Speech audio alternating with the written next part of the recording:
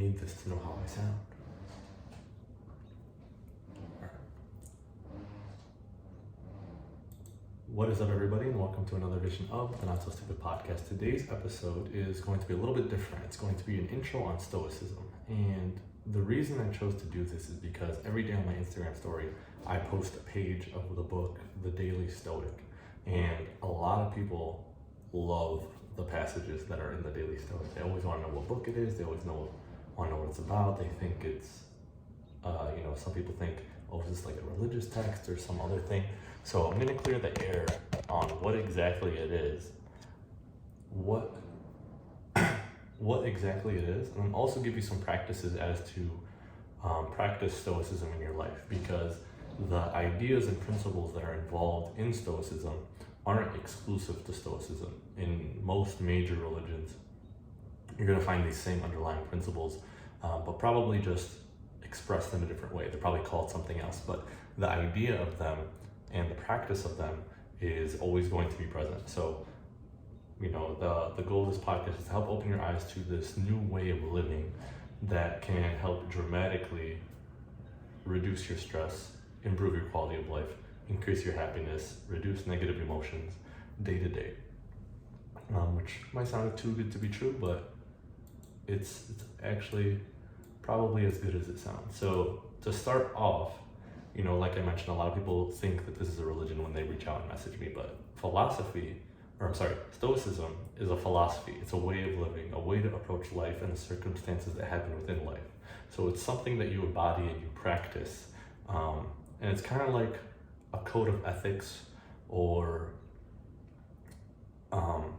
actually a code of ethics is a good way to put it, a moral guideline, thing of that nature to help you navigate life confidently and be sure to do what's best. But simply put, Stoicism was designed to help people live their best possible lives. It's a philosophy of life that, like I mentioned earlier, maximizes positive emotions, reduces negative emotions, and helps individuals to hone their virtue of character. That's going to be the one-liner that kind of sums it up pretty easily. Now, when most people start learning about Stoicism, they learn about the Stoics, the people that, the Stoic idols, the people that wrote about Stoicism, the people that kind of set the guideline, Marcus Aurelius, Epictetus, Seneca, people like that. But, I might quote a couple of these guys through this episode, but really what I'm going to be focusing on is not on them and their lives and their writing, but more so how you can use this to become a better person, to become a happier person, and to become a less anxious, less stressed out person, because people that practice Stoicism tend to be a little more calm and level-headed, especially in stressful situations. And obviously that's something that a lot of people want to do more of, and knowing how to do that is very important. So I mentioned that Stoicism also helps people hone their virtues of character. And there are four main virtues when it comes to Stoicism. And the four virtues of Stoicism are courage, so being brave, doing things that you might not want to do, or doing things that scare you. Justice, so doing the right thing whenever it presents itself. Temperance, which is moderation, essentially, not doing too much or too little of a good or bad thing, but doing just the right amount.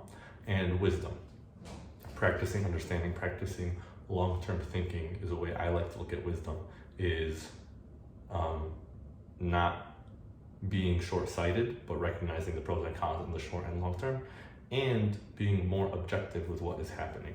There's going to be two major practices that we take for this, but that I'll go into in a little bit, that you can start practicing by the time that this episode is over. But I'm gonna quote Marcus Aurelius here and what he has to say about the four virtues of Stoicism. And he says, if at some point in your life you should come across anything better than justice, truth, self-control, and courage, which is another way of saying courage, justice, temperance, wisdom, it must be an extraordinary thing indeed. And I'm gonna repeat it one more time. If at some point in your life you should come across anything better than justice, truth, self-control, courage, it must be an extraordinary thing indeed. And at face value, you're probably thinking of other things that are really awesome that you enjoy in your life. and you're like, yeah, I don't know. But when you really think about it, the most memorable points in your life, the most enjoyable points of your life, where you felt the best, the highest peaks of emotions, usually come at times where you have expressed a great deal of courage, where you overcame a fear, overcame an obstacle that you weren't sure you were able to do, accomplished something amazing that scared you, right? Practiced courage. It was something where you were able to say no to something that was something you usually say yes to, some sort of temptation. You had self-control, you practiced temperance in that regard. You avoided binge eating, you avoided smoking a cigarette, you avoided talking negatively, about yourself or about other people. You spoke your truth, you found justice. You did the right thing when it called for it to do the right thing. Even though it wasn't the easy thing, you still did the right thing. And lastly, wisdom. Wisdom in Stoicism virtue is truth in that regard, objectivity, like I said earlier. Justice, again, doing the right thing. I kind of flip-flop those. But your most memorable moments, your highest positive feelings in your life that you can look back to, likely tie in one way or another to one or a few of these four virtues. There is rarely, this quote was spoken 20 centuries ago, 2,000 years ago, and it's still pretty true today. It's very hard to find something that you can enjoy more than doing the right thing, than challenging yourself and accomplishing that, than having self-control and being successful with that self-control. And when you're able to master that, when you're able to practice that regularly, you're able to feel good on a regular basis. Again, amplifying the positive emotions daily, which is the goal of Stoicism, and reducing the negative emotions, because when you're not doing these things, when you're not courageous, when you don't have self-control, when you lie or are dishonest, when you don't practice justice, there's always a floating negative cloud that is following you around, subconsciously or consciously. And even if it doesn't bother you in the short term, at some point it'll catch up to you and it'll be more than you can handle.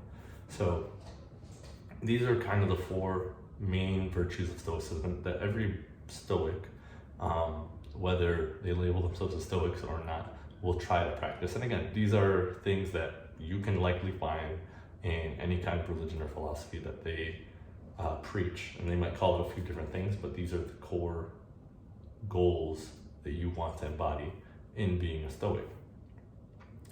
And there are a lot of practices that Stoics do to kind of embody these on a daily basis, but I think there are two that are really important, two that to start you off with as an intro to Stoicism that can help you do this today, immediately, make it actionable in right after the podcast is over, which is a really big, important part of Stoicism, is taking what you know and putting it into action, because knowledge alone is just, knowledge without putting it into action is just as useless as not knowing it at all. You have to be putting things into action. You have to be practicing these things, because otherwise you're just a book on a shelf that's not helping anybody. You are actively doing things against what you should be doing, and that's, again, creating dishonesty within yourself. So looking to practice these things becomes really important.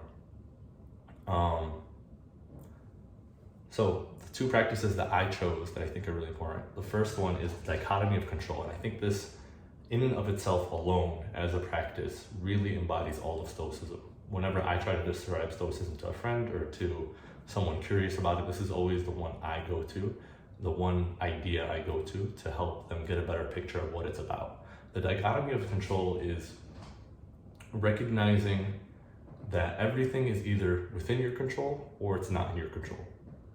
Every situation, every circumstance, everything is always one or the other. You can either control it or you can't control it. And there's a lot of power to that. Because if it's something that is not going the way you want it to, if it's not as planned, and you have control over it, you can change it, you can make it better, you can improve it, and you don't have to worry about it, you don't have to complain about it, you can make it better and enjoy it.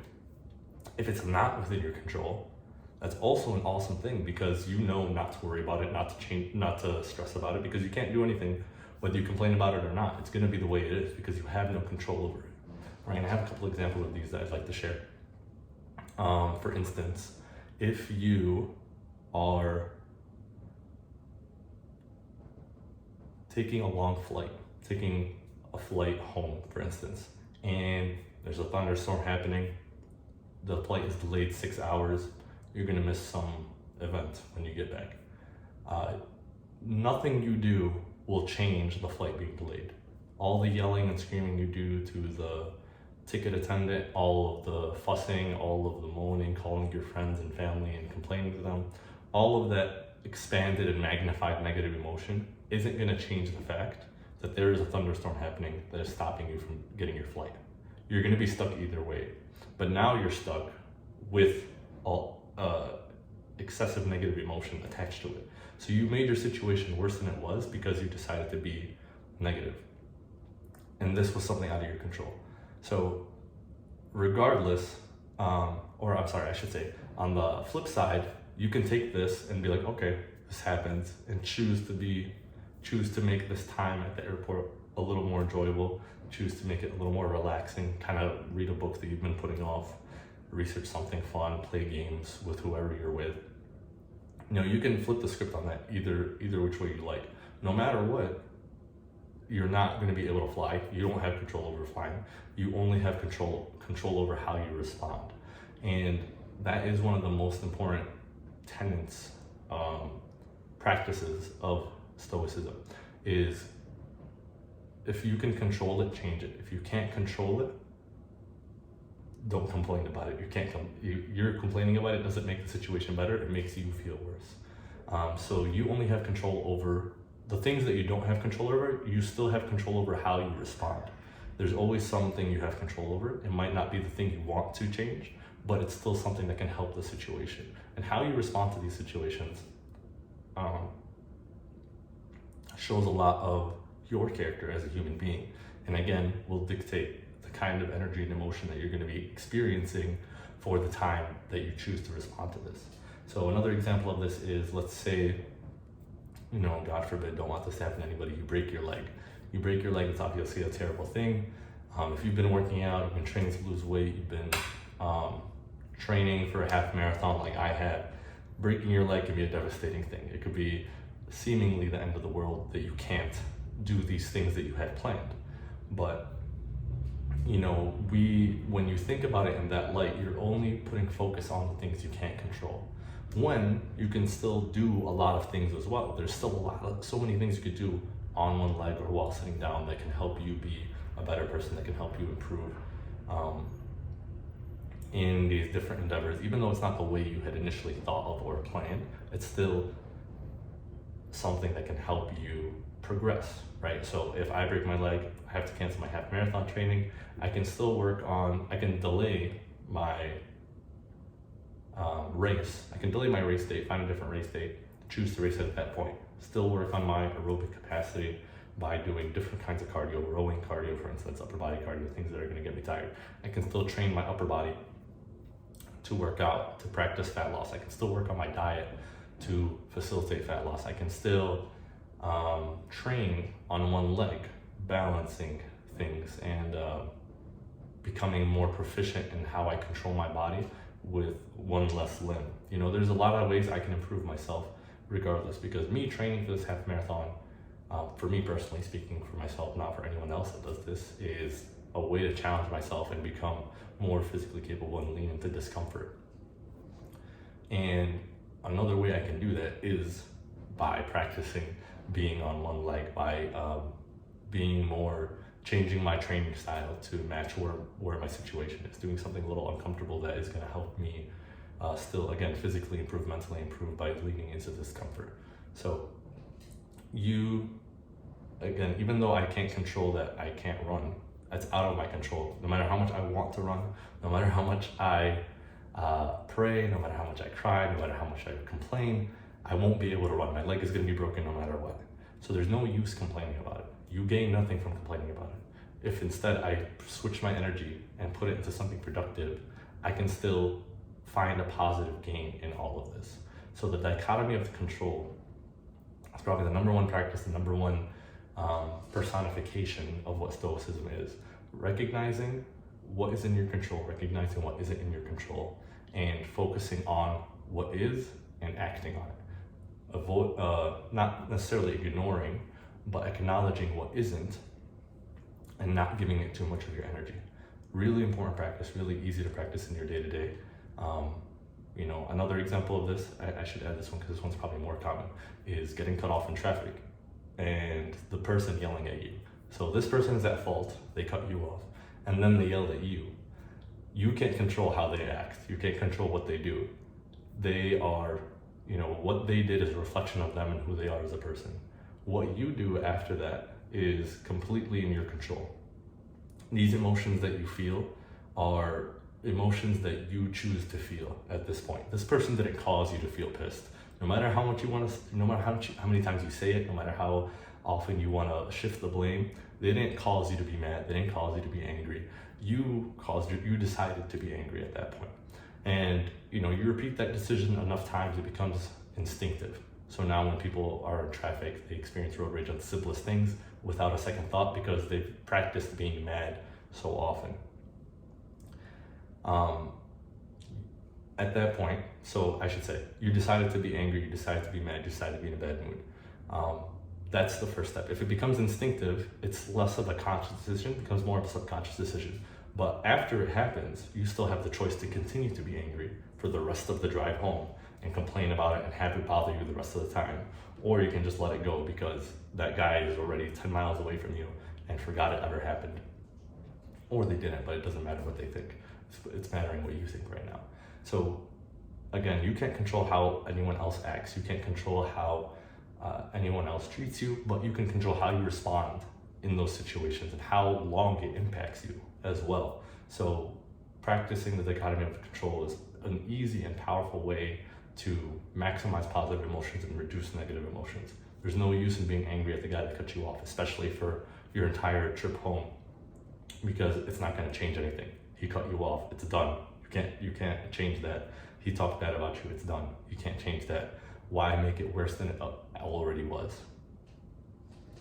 So first practice. The second practice that I think is really valuable that not enough people do, I think not enough people like the idea of, is practicing misfortune, is how they like to call it.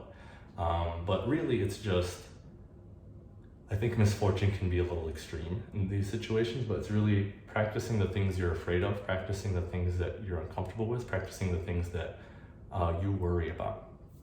So for instance, I think there's an old philosopher, not as famous in the Stoic world, his name is Cato. And he used to make himself stand out in public. He used to wear really goofy things that weren't normal for the time. He used to wear really colorful outfits that made him the center of attention.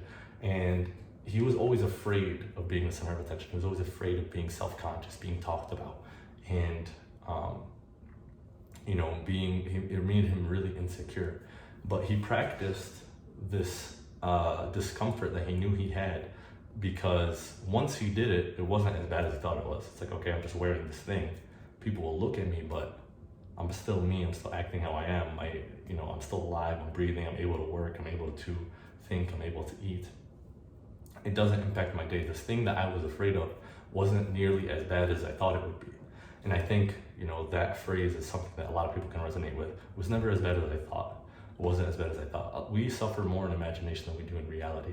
And, we make things worse than they are. But when we actively try to practice these things, we can take control of them and have a higher threshold of things that we can handle. We have a higher threshold of self-control. We have a higher threshold of willpower. We have a higher threshold of, there's a word I'm looking for, but I can't think of it. Not sure, but it takes courage to try these things. It takes courage to try the things that you're afraid of, to ease into these discomforts. Again, referencing for myself, I'm doing this half marathon training. I hate running. I find a lot of discomfort in running. I don't find too much joy in it, if I'm being frank, especially for long distances. I like running for sport, but when it comes to running without a destination, running without a purpose, I should say, running for the sake of running, I personally don't find a lot of joy in that. And that's not true for everybody, that's true for me. So me practicing this is easing to the discomfort of my emotions toward running and being more comfortable with it, finding new ways to make this exciting.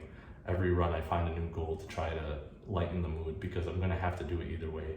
Once I signed up for the half marathon, I had no choice but to go through the process. So now I'm in the headspace of, I gotta do this. I'm doing it either way, I'm gonna make the most of it.